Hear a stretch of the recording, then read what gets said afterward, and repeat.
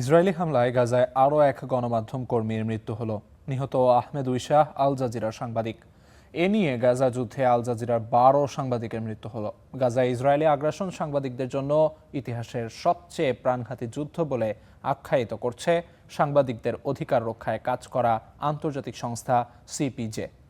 আল বুরেজি শরণার্থী শিবিরে ইসরায়েলের চালানো ওই হামলার প্রাণ হারিয়েছেন আরও 8 ফিলিস্তিনি।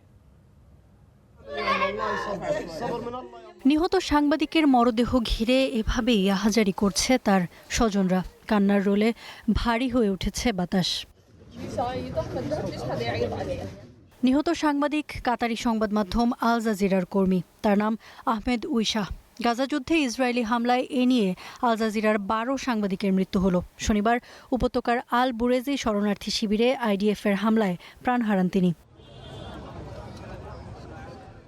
সাংবাদিকদের অধিকার রক্ষায় কাজ করা আন্তর্জাতিক সংস্থা কমিটি টু প্রোটেক্ট জার্নালিস্ট সিপিজের প্রতিবেদন অনুযায়ী গাজায় ইসরায়েলি আগ্রাসন সাংবাদিকদের জন্য ইতিহাসের সবচেয়ে প্রাণঘাতী যুদ্ধ হয়ে দাঁড়িয়েছে। সিপিজের তথ্য অনুযায়ী গত 2 বছরে গাজায় যত সাংবাদিক নিহত হয়েছেন, সারা বিশ্বে গেল 4 বছরেও এত সাংবাদিকের মৃত্যু হয়নি। স্থানীয় সাংবাদিকদের অভিযোগ, আন্তর্জাতিক পরিসর থেকে গাজার মানুষের দুর্দশার চিত্র মুছে দিতেই সাংবাদিকদের ওপর নিয়মিতভাবে এই আগ্রাসন চালিয়ে যাচ্ছে ইসরায়েল।